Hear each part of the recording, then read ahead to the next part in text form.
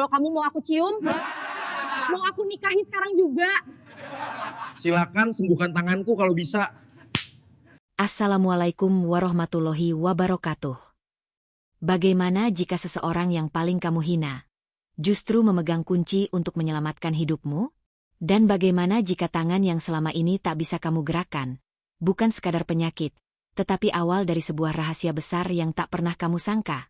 Ternyata, sebelum kita mulai, kami doakan yang subscribe dan like supaya dilancarkan rezekinya, dilunaskan hutangnya, dan kalian dari kota mana nih? Komen amin di bawah ya. Angin pagi menghembus pelan di halaman kantor Polres Metro Selatan.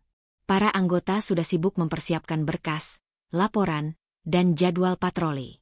Namun di tengah kesibukan itu, perhatian mereka sering tertuju pada satu sosok perempuan yang selalu berjalan dengan tempo lebih lambat dari biasanya. Risa, poluan muda yang terkenal tegas, disiplin, dan cerdas. Dulu ia adalah bintang di antara para juniornya. Hampir semua kasus yang ia tangani terselesaikan dengan rapi. Risa adalah sosok yang jarang tertawa. Tetapi begitu ia bicara, semua orang akan mendengar. Aura percaya diri dan kekuatan fisiknya membuatnya dihormati. Namun kini, perban tebal yang melilit tangan kirinya sudah menjadi pemandangan sehari-hari. Gerakannya kaku, jari-jarinya tak bisa menggenggam dengan kuat, dan setiap kali harus menandatangani laporan, Risa harus menggunakan tangan kanan sambil menahan nyeri yang menyebar hingga bahu. Dalam hitungan bulan, hidupnya berubah. Dokter mengatakan tangan kirinya rusak permanen. Operasi sudah dilakukan, tapi sia-sia. Terapi elektrik, akupuntur, fisioterapi luar negeri, semua tak memberikan perubahan berarti. Risa berdiri di depan cermin kecil di ruang ganti wanita, menatap wajahnya yang mulai tampak letih. Lingkar hitam di matanya semakin pekat. Nafasnya berat. Ia membelai perban di lengannya, lalu bergumam lirih. Kenapa harus aku? Kenapa sekarang? Ia tahu bukan hanya rasa sakit yang merusak dirinya, tetapi takut. Takut kehilangan karir. Takut dianggap lemah. Dan lebih dari itu, takut hidupnya tidak akan pernah kembali seperti dulu. Ketukan pintu memecah lamunannya. Risa! Ada orang nyari kamu, teriak salah satu rekan poluan. Risa membulatkan mata. Siapa? Entahlah, jawab rekannya sambil meringis geli. Kelihatannya pengemis. Penampilannya parah banget. Katanya kenal kamu. Risa spontan mengerutkan alis. Pengemis. Tanpa rasa ingin tahu yang positif, Risa keluar dari ruang ganti. Ia berjalan ke area depan kantor, di mana beberapa polisi tampak berkumpul sambil tertawa-tawa. Itu dia orangnya, seru seorang polisi pria. Risa mendekat, dan langkahnya terhenti. Di tengah kerumunan, berdiri seorang pria berjaket lusuh, rambut berantakan, sepatu bolong, wajah lelah, tetapi tatapannya tetap lembut. Denny. Nama itu langsung menghantam dadanya seperti pukulan keras. Seseorang yang dulu pernah menjadi temannya di SMA. Seseorang yang dulu diam-diam menyukai Risa. Seseorang yang Risa tolak dan permalukan tanpa ampun. Seseorang yang menghilang tiba-tiba setelah lulus sekolah. Risa membeku. Kamu? Denny. Pria itu tersenyum tipis. Hai, Riz. Sudah lama, ya. Gelak tawa di belakang mereka meletup. Serius? Ini mantan temannya? Gembel begini. Pantes dulu pendiam. Lihat sekarang, lebih pendiam lagi. Gila, bau banget ya. Beberapa polisi menutup hidung mereka sambil cekikikan. Denny tak mempedulikan. Ia merogoh saku jaketnya yang compang-camping, mengeluarkan sebuah botol kecil berisi cairan herbal berwarna kecoklatan. Aku dengar, tangan kamu sakit, ujarnya perlahan. Ini obat oles buatan ibu. Obat turun-temurun keluargaku. Aku pikir, mungkin ini bisa bantu. Tawa pecah lebih keras. Risa merona merah, bukan karena terharu, tetapi kesal, malu, dan tersinggung setengah mati.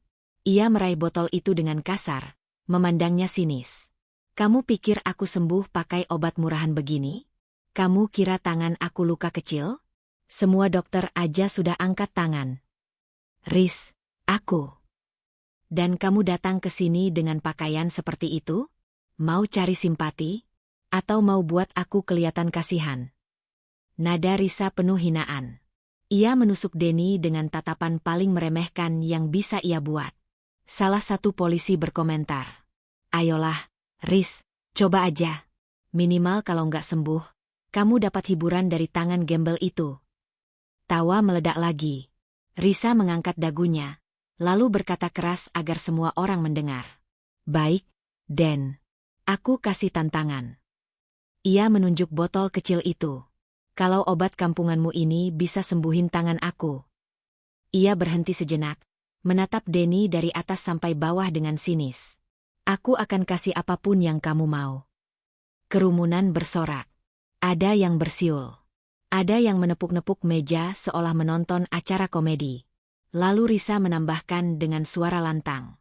Kalau kamu mau aku cium? Mau aku nikahi sekarang juga? Silakan. Ledakan tawa membuat atmosfer kantor pecah. Denny hanya terdiam. Wajahnya teduh, tanpa marah, tanpa balas menghina. Ia hanya berkata dengan pelan. Aku tidak datang untuk mempermalukan kamu, Riz. Aku hanya ingin membantu. Tetapi kata-kata itu justru membuat Risa semakin membeku. Bukan karena terharu, tetapi karena harga dirinya tersentuh. Dengan nada dingin, ia menjawab. Kalau begitu, buktikan. Dan di titik itulah, takdir mulai bergerak. Denny mengambil botol itu, membuka tutupnya perlahan, dan aroma herbal langsung tercium. Ia meminta Risa duduk. Semua polisi mendekat, siap menonton pertunjukan. Risa menatap Denny dengan penuh tantangan. Silakan, katanya. Buktikan kalau aku salah. Denny menunduk, menatap tangan Risa yang dibalut perban. Dengan hati-hati, ia mulai membuka perbannya satu persatu. Semua mata memandang. Dan ketika Denny meletakkan tetesan pertama ramuan itu ke kulit Risa yang membiru, sesuatu mulai terjadi. Kesunyian tiba-tiba merayap masuk ke seluruh ruangan kantor polisi saat Denny mulai mengoleskan ramuan herbal itu ke tangan kiri Risa. Semua tawa berhenti. Semua komentar sarkastik menguap. Yang tersisa hanyalah tatapan penasaran dan nada mengejek yang perlahan berubah menjadi rasa was-was. Cairan herbal itu berwarna coklat keemasan, sedikit kental, dan mengeluarkan aroma rempah yang tajam. Ada wangi jahe, kayu manis, mungkin sedikit akar-akaran yang tak dikenal. Denny meneteskan beberapa kali, lalu mulai mengusapnya perlahan. Sentuhannya lembut, tidak seperti orang miskin yang hidup keras di jalanan. Gerakannya teratur, seolah ia sudah terbiasa memijat dan mengobati orang. Risa memperhatikan tanpa ekspresi. Bagian dalam dadanya sebenarnya mulai gelisah, tetapi ia menjaga wajahnya tetap datar.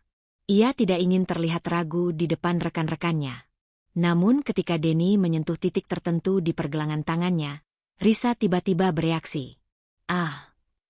Ia terkesiap pelan. Kenapa? Sakit? Tanya Denny cepat. Tidak, hanya terasa. Ia menggoyangkan jarinya sedikit. Hangat. Polisi di belakang langsung berkomentar sinis. Ya ampun, hangat doang. Namanya juga balsem kampung. Jelaslah hangat. Paling bentar lagi mati rasa lagi. Tapi Denny tak terganggu. Ia terus memijat area sekitar saraf yang biasanya tak bisa disentuh tanpa membuat Risa menjerit kesakitan. Kini, rasa sakit itu menghilang, digantikan sensasi hangat yang merembet ke jari-jari. Risa mengerutkan dahi. Sesuatu sedang terjadi. Denny menutup mata, seperti merasakan aliran sesuatu dari kulit tangan Risa. Sarafnya sedang merespons. Kamu mungkin akan merasa pegal sebentar. Pegal. Risa mengangkat alis. Aku bahkan sudah lama tidak bisa merasakan apapun di tangan ini. Ya, jawab Denny lembut. Itu sebabnya justru bagus. Pegal artinya sarafnya mulai bangun. Polisi-polisi lain saling pandang, mulai ragu harus menertawakan atau memperhatikan. Beberapa menit berlalu. Dan sensasinya makin kuat. Hangat berubah menjadi geli. Geli berubah menjadi nyeri ringan. Bukan nyeri menusuk seperti biasanya, melainkan nyeri seperti otot yang baru bangun dari tidur panjang. Risa menelan ludah. Ada sesuatu yang berbeda. Bisiknya lirih. Denny tidak berhenti. Ia memijat pelan titik-titik tertentu. Titik yang jika disentuh oleh dokter spesialis saraf pun tidak menimbulkan reaksi apapun selama ini. Namun sekarang, jari Risa bergerak. Semua orang melihatnya. Jari telunjuknya bergetar. Lalu ibu jarinya mengikuti. Salah satu polisi berteriak kecil. Tadi jari dia. Kalian lihat nggak? Keributan kecil muncul. Tawa berubah menjadi bisik-bisik ketakutan. Gila, barusan gerak, kan? Jangan-jangan cuma refleks. Tapi udah berbulan-bulan tangannya mati total. Risa memandang tangannya dengan mata terbelalak. Ia mencoba menggerakkan jarinya secara sadar. Dan jari-jari itu mulai menekuk pelan. Pelan, lalu lebih kuat. Tidak mungkin. Napas Risa gemetar.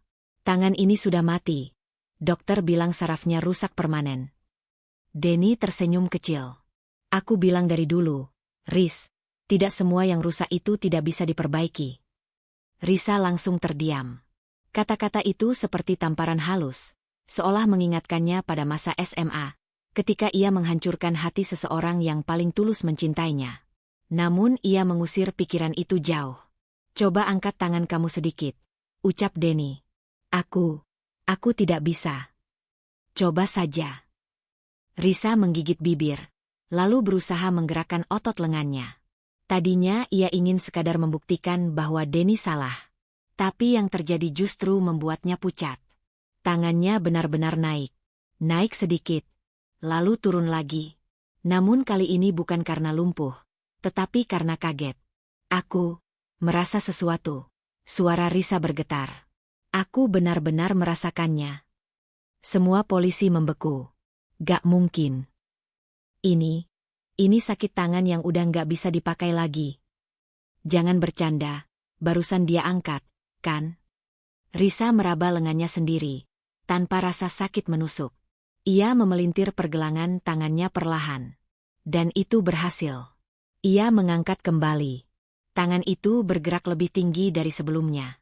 Lalu, lebih tinggi lagi. Sampai akhirnya, tangan aku bisa terangkat. Tak ada yang berani bicara. Tidak ada tawa. Tidak ada yang berani mendekat.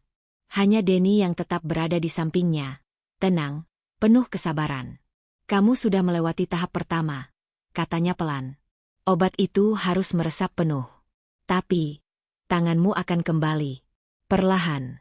Stabil.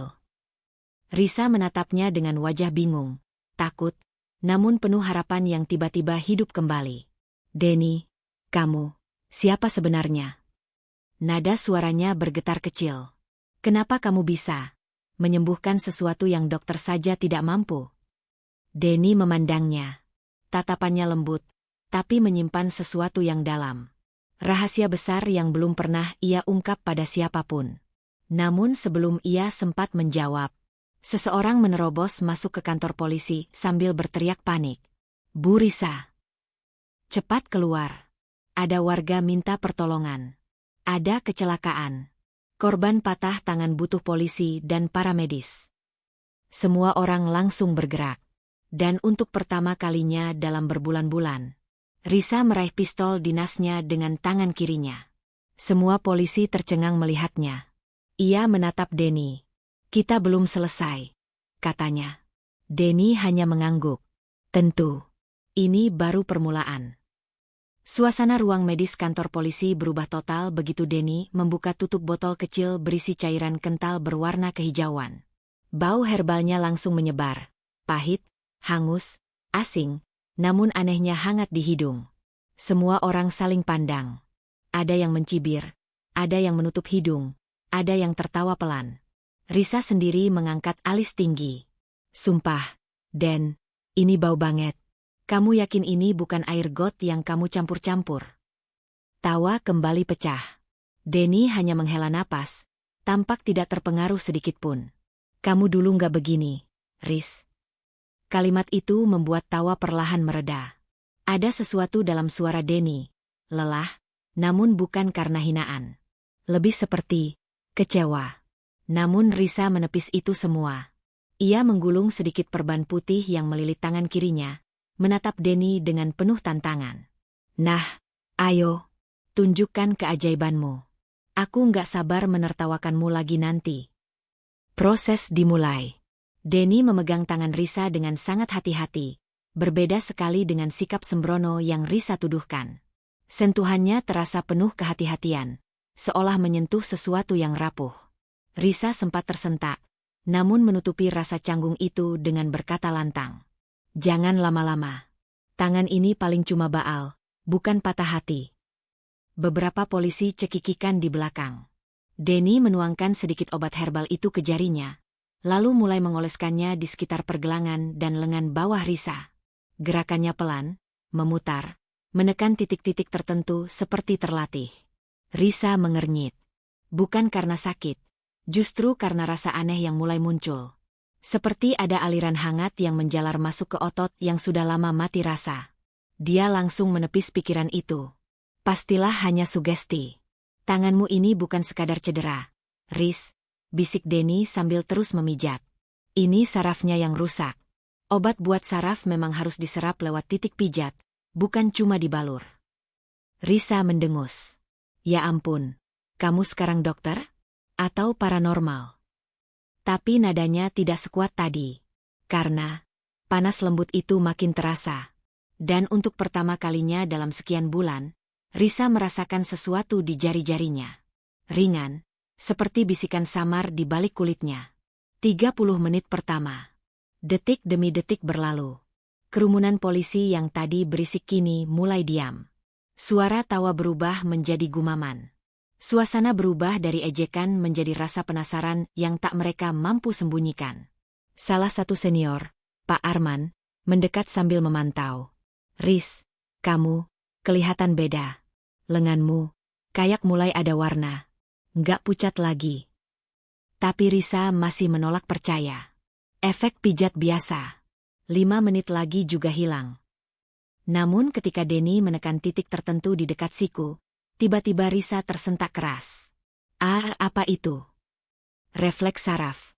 Jawab Denny tenang. Artinya, sarafmu mulai nyambung lagi. Risa menatap tangannya sendiri. Untuk pertama kalinya, jari telunjuknya bergerak sedikit. Sangat kecil, hampir tak terlihat. Tapi itu pergerakan. Dan itu mustahil menurut semua catatan medis yang pernah ia baca. Degup jantungnya ikut berubah ritme. 60 menit yang mengubah segalanya. Ketika waktu tepat menyentuh 1 jam, sesuatu yang bahkan Denny sendiri tidak ucapkan sebelumnya terjadi. Risa menggerakkan seluruh jari kirinya. Bukan hanya refleks. Bukan kejang. Bukan reaksi pijat. Gerakan sadar. Ia menatap tangannya seperti melihat hantu. Teman-temannya hampir tidak berani bernapas. Ruangan terasa seperti membeku. Risa memutar pergelangan tangannya. Pelan, gemetar, dan otot-otot yang selama ini lumpuh bergerak mengikuti. Dan saat ia mengepalkan tangan, semua orang terlonjak. Riz. Gila. Itu nggak mungkin. Gue lihat sendiri tadi, tangan itu kaku total. Pak Arman bahkan menutup mulut dengan 2 tangan. Air matanya hampir jatuh. Kalau kamu beneran sembuh, itu melanggar semua logika medis yang gue tahu. Risa mengangkat wajahnya perlahan. Untuk pertama kalinya sejak cedera itu menghancurkan hidupnya, matanya bergetar. Bukan karena marah, atau takut, atau kesombongan. Tapi karena harapan. Denny, suaranya parau. Kamu ngapain? Ini gimana bisa? Tetapi Denny hanya mengusap jarinya dari sisa minyak herbal dan berkata sangat pelan. Sembuh dulu, baru aku jawab. Perubahan pada Risa. Setelah kemampuannya kembali, Risa berdiri perlahan. Semua mata mengikutinya. Ia menggerakkan bahunya. Nyaman. Ia merenggangkan lengan. Ringan. Ia mengepalkan tangan. Kuat. Untuk pertama kalinya dalam berbulan-bulan, tubuhnya merasa lengkap, bukan rusak. Dan saat itu pula, rasa takut menyergapnya. Bukan takut pada Denny. Bukan pada obat itu. Tapi pada fakta bahwa ia telah menghina dan merendahkan orang yang baru saja memulihkan hidupnya. Risa menelan ludah. Den, aku. Tapi Denny justru menatap ke arah pintu. Riz, kita harus bicara. Tapi bukan di sini. Nada suara itu berbeda. Ada rahasia di dalamnya. Rahasia yang lebih besar dari sekadar penyembuhan. Sebelum Risa sempat bertanya, Denny menambahkan. Ada hal penting yang belum kamu tahu tentang aku. Dan tentang keluargaku. Lanjut part 2. Komen di bawah ya.